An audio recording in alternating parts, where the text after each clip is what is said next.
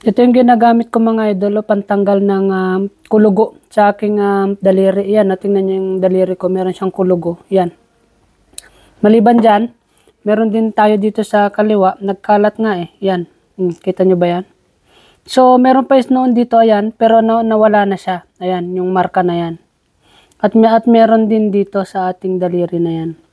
So, nakakaya siya, pero mabilis naman siyang masunog. Tingnan nyo, nangitim na siya. Yan yung mga tumubo dyan, mga lods. Yan.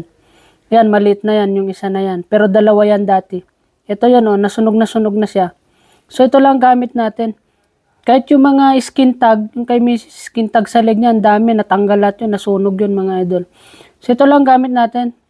Nature's Miracle Warts Remover.